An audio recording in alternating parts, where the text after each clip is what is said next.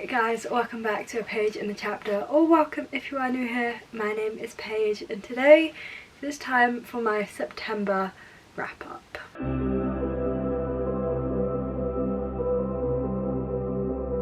I really had to think about that for a second then. I firstly couldn't remember what month it was, and then I couldn't remember if it was a TBR or a wrap up. I'm a bit all over the place today. So in the month of September I read 6 books, which I'm honestly pretty happy with. That feels like a pretty decent number, and I pretty much loved all of the books that I read in September. It was a fantastic TBR month. I really outdid myself, so I'm really excited to share with you the results of my September TBR and give you my thoughts on some of these books I read. There's some like big new releases in here and things. So if you guys enjoy seeing TBRs and wrap-ups and this kind of review style content, then do please feel free to hit that big red subscribe button down below.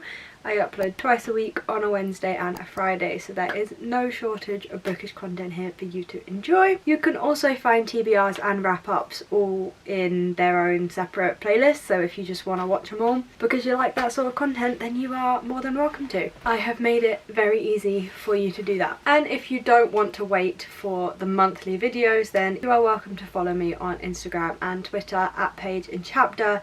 It is at Page in Chapter across all of my socials, I believe. So if you want to see what I'm reading and how I'm finding it and just random bookish thoughts at all moments of the day, Instagram and Twitter is the place to do that. So I am now going to get right on into my reviews of the books that I read in September. I hope you guys enjoy this video, and I will see you in 5 seconds when I start talking about the first book. So the first book that I read in the month of September was a bit of an impulse read, a bit of an impulse buy. I saw a video on YouTube talking about this book and comparing it to Red Taylor's version by Taylor Swift, and so I immediately bought the book and vlogged my experience of reading it. I will link that vlog somewhere on the screen for you now if you'd like to go and watch it. But that book is Magnolia Parks by Jessa Hastings. I ended up giving this 4.5 stars. I adored the experience of reading this book. It is Red Taylor's version meets Gossip Girl.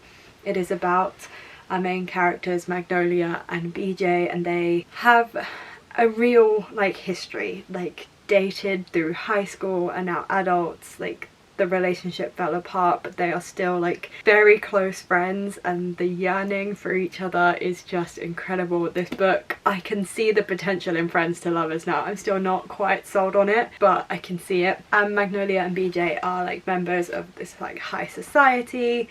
It's very, very Gossip Girl, and it was just so good.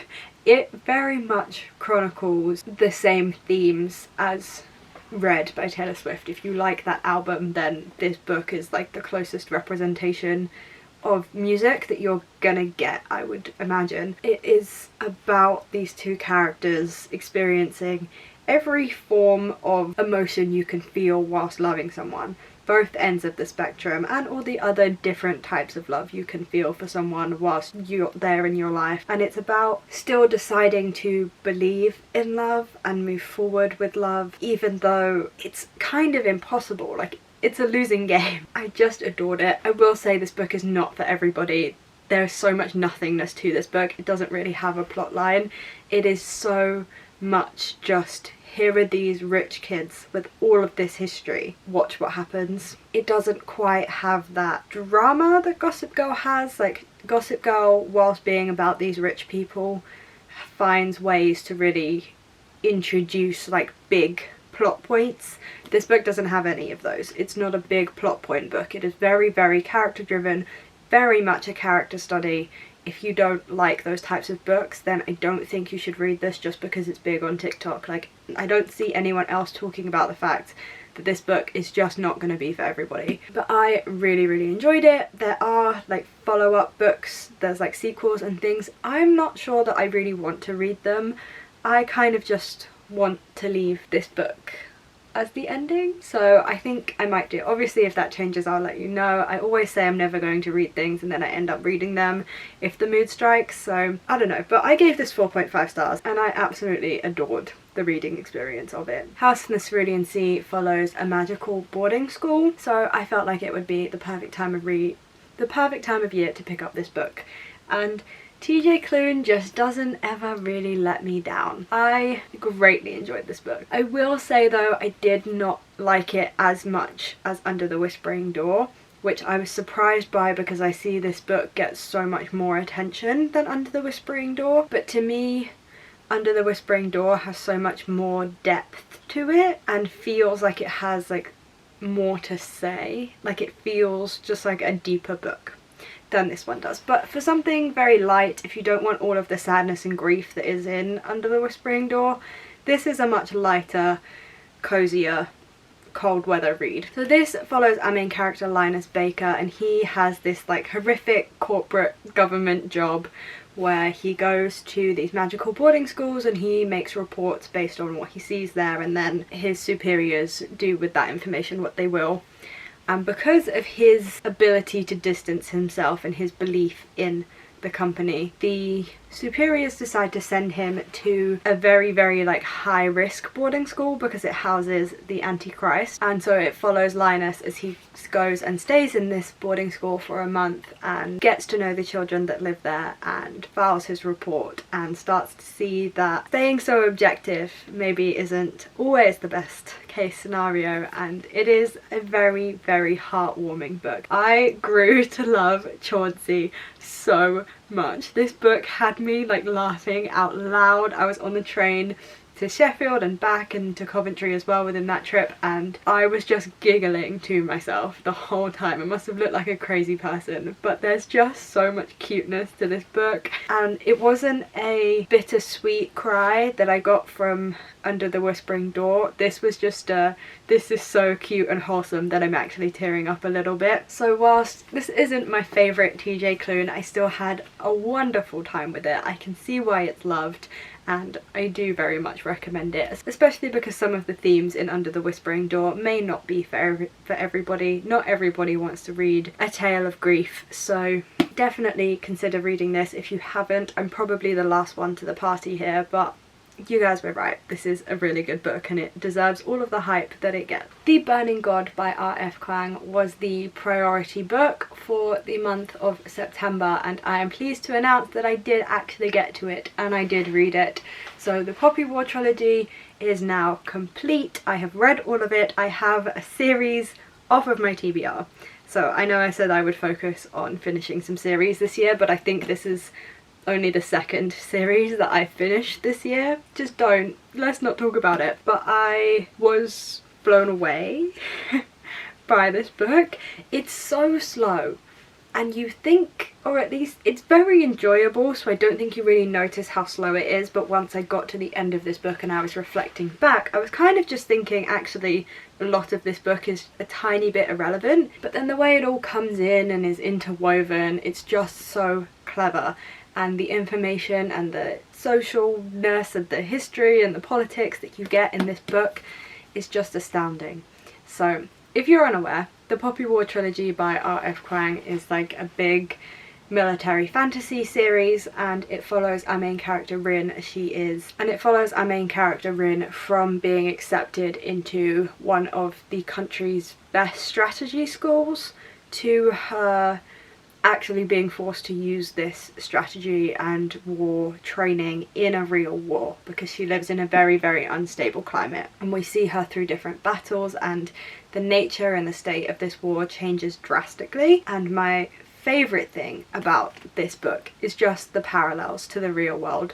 So this series is based on the Opium Wars in China, and I really love the allegories that are brought into this series. I learned so much from it, and whilst I probably won't be rereading it because it's dense, it's very heavy reading, these books do not take war lightly. Every kind of war atrocity that you could possibly imagine goes on, both on the actual battlefields and during occupation, are detailed graphically in these books. But it does make for better reading. Whilst it's not nice, it will never be nice, this will probably still be one of my favourite fantasies of all time. It was so worth the read and so worth the wait, and I just loved the way that it ended. I didn't really see any other way that it could have ended. I was shocked by it, okay? I really don't want to spoil anything. So I didn't I didn't see it going that way, but I did really enjoy the ending, and I think any other way would have felt a little bit like an easy way out. So I did enjoy this book, and I did enjoy that the big like thrills ending all happened very quickly and very close to the end. You have no time to breathe with this particular book. So if you want to read this series and you've looked up the content warnings and you think you're all set and good to go, please go for it, because it's so worth the time and effort that it takes to actually get through it. I adored it. This was a 4.5 stars. The only thing that didn't give it a 5 stars for me was a feeling match up in terms of my love for the book to some of the other like 5 stars that I have in my lifetime. So that's why I gave this 4.5 instead of 5. I then kind of switched gears to something a little bit lighter, and I picked up Under a Dancing Star by Laura Wood. I ended up finishing this on some reading sprints on a live stream with you guys, so I think I've talked a little bit about my feelings through the live stream and in vlogs anyway, but this is a YA historical story. Historical fiction? Yeah, this is a YA historical fiction following our main character Beatrice, and she exists in 1930s Cornwall, but because she's interested in science and learning rather than getting married, her parents kind of see this as deviant behaviour and decide to send her for a summer in Italy to live with her uncle so that she can be properly educated and want to get married basically. And it is about this wonderful summer of exploration that she has and the influences that she has in Italy, which is you know, a bit less strict than English society would have been at this time. And while she is staying with her uncle, someone is also staying with him called Ben, and he is a painter, and it is about their summer together, and it's just a very, very lovely, wholesome story. I definitely recommend. Both of the Laura Wood books that I have read have just been very cozy and welcoming and wonderful stories. And what I particularly liked about Under a Dancing Star that might make me like it more than A Sky Painted Gold was that some more of this historical context was really brought in and considered in this book, because in 1930s England and Italy you start to have the rise of fascism and concerns about what's going on in Germany. As well in Italy you start to see a rise in fascism, so all of that was kind of being brought in a little bit, and I loved it. I highly recommend. Do I need to say much about this book? Did you guys see the vlog where I just sobbed my eyes out over this book? I gave it 5 stars. I give all of Taylor Jenkins Reid's books 5 stars, and I went into this book believing that it wouldn't be a 5 stars, and I kind of went into this book anticipating that I was going to be very harsh with it, because I didn't want to give it 5 stars just because it's a Taylor Jenkins Reid. I was being so strict with myself about that. It just ended up blowing me away. So many reviews of this book were just like, it is undoubtedly a book about tennis, and so I thought I would be so bored. But Taylor Jenkins Reid manages to make this book about tennis so engaging. So we follow Carrie Soto, who is one of the most decorated, in fact she is the most decorated tennis player in history. She has won the most titles in the sport, and she ended up retiring due to a knee injury, and it follows Carrie Soto at the age of 36, I believe, as she is coming out of retirement because someone is about to match her record and she wants to defend it. So it is very much about her experiencing a season of tennis with her dad as her trainer for the last time before she officially retires again. It is very much about her learning to deal with these injuries and learning to deal with the mindset of being an older woman in tennis. And so we see her rise to success and the work she put in. We see the fact that she is absolutely hated by society and the media, and if you really enjoyed seeing the media aspect in The 7 Husbands of Evelyn Hugo, then I think you would really like this book too, because it is also quite an exploration into fame, particularly in the presentation of Carrie Soto. So if you are unfamiliar, we do briefly meet Carrie Soto in one of Taylor Jenkins Reid's other books called Malibu Rising, and in that book she is very much a villain. And whilst this book doesn't really dwell on that or deal with that, it very much draws attention to the fact that our opinion of Carrie Soto in Malibu Rising is driven by Nina's opinion of her. And Nina's opinion of her is very much driven by the media. Like, Nina doesn't know Carrie Soto personally until right at the end of the book. It is all driven by the media. And the reason that the media hates her is because she refuses to be surprised when she wins.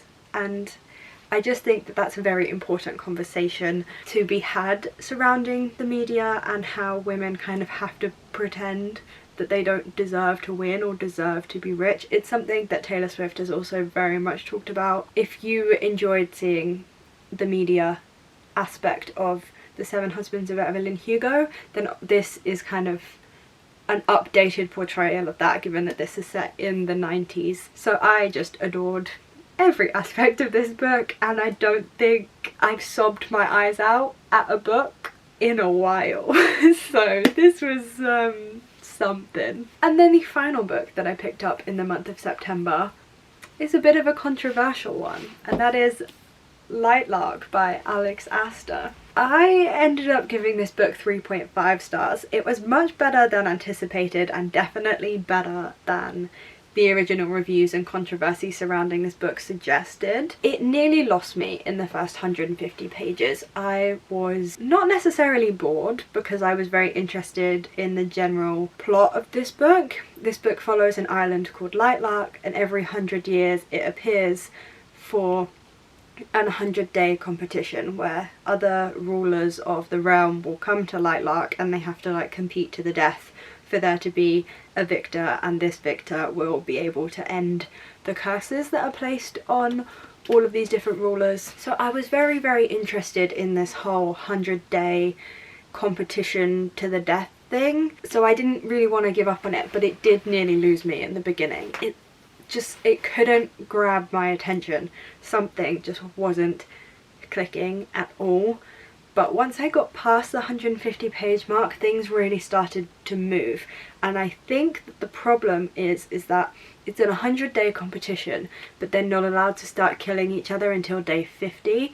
And whilst there is a reasonable explanation for why that is the rule, it just made for the first 150 pages to be a little bit dull.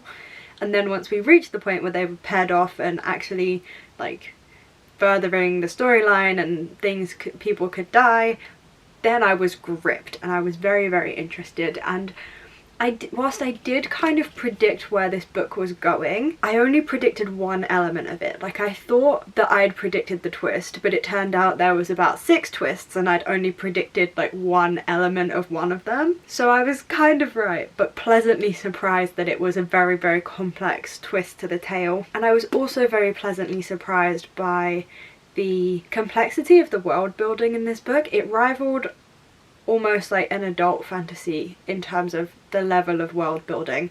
Alex Astor also didn't shy away from showing us that she had thought about these things. Our main character Isla is quite a sheltered ruler and fairly new to the throne, so it follows her trying to learn more about the Centennial and the island of Lightlark and about her own island because she's been so sheltered. And by having that be the case, Isla was kind of used as a device for Alex Astor to show, hey, here is this like political thing that I've thought about. Here are the ways that all of these different storylines link. Here is this really cool, minute detail that you didn't think mattered that actually leads to this, this, this, and this. I was so pleasantly surprised by this book, and I couldn't give it higher than 3.5 just because I did so nearly DNF it in the first 150 pages, and I can see why if you were awaiting this book or you picked it up based on, you know, being a fan of Chloe Gong or Alex Astor and you read the first 150 pages and DNF'd it there, I could see why you would think quite poorly of this book. Like, it doesn't do fantastically at getting you invested early on, but if you can bear to stick with it, if you are interested enough, then beyond the 150 page mark really, really does make it worth it. And I so enjoyed the twists. I do think that it paid off. I will be reading any future books that Alex Astor puts out, particularly in this universe. I'm hoping there will be some more books I have a slight criticism. If there isn't a book further on, then there are some loose ends. There was a plot point brought in quite late in this book that I don't think was really dealt with, and I don't know if it was brought in just to help Isla make some decisions about the characters, or if it was brought in to be a thread that will be later on developed. If it was dumped in just at the end to kind of give Isla a reason for some of the decisions she made, then I'm a little bit disappointed that that was done, because I think that it just leaves some questions. But if it's for a later book, then fair enough, like go ahead, that completely makes sense, and I'll be happy to read the next ones to see what happens. So yeah, I gave this 3.5 stars. If I could go based on the ending alone, it would have been higher, but I do have to think about my experience overall and think critically, and I do think that the first 150 pages can't really be forgiven. So 3.5 stars for Lightlark. Definitely better than the reviews would have led me to believe. I was very pleasantly surprised by just how good the writing in this book was, so I'm very interested to see what she puts out in the future. And if you're interested in it, then I do think you should give this book a try and not be put off by the bad reviews, because I thought that it was a very good example of a YA fantasy, both in that it would be enjoyable for YA audiences, but also in showing that the young adult genre is evolving and growing and becoming so much more in-depth. Like, it is crazy how good YA books are becoming, and this is just a good example of that. So there we go. Here are the 6 books that I read in the month of September. I've had such a good reading month. Like, I don't think, not even think, there wasn't a single book in the month of September that I didn't like. I gave every single one of these books over 3 stars. So it was a top-notch reading month for me. I really cannot complain, and I'm hoping to keep that momentum with October. If you've seen my October TBR, you'll know that the amount of books has come down, but I am so deeply excited about the books that are actually on that TBR, and I think they could be some of my new like all-time favourites, so I'm very excited about that. Do go and check out that video if you are interested. I do hope that you guys have enjoyed this video, you've enjoyed my reviews, and you have found something valuable, whether it is a book that you now want to read or just hearing my review. It's just one for the head, you know. If you see one of these books in the future, you might want to go, I heard good things, let's pick it up. I don't know. I hope that you have at the very least enjoyed this video. If you have enjoyed it and you would like to see more of my face, then do please feel free to hit that big red subscribe button down below to stay tuned for bookish videos every Wednesday and every Friday. Also feel free to check me out on Instagram and Twitter at Page in Chapter to see what I'm reading and how I'm reviewing it in real time. And so now I will let you go back to your day. I hope you guys are having a fantastic week, you are enjoying everything you are reading, and there are no reading slumps in your future. And I will see you for my next video. Bye guys.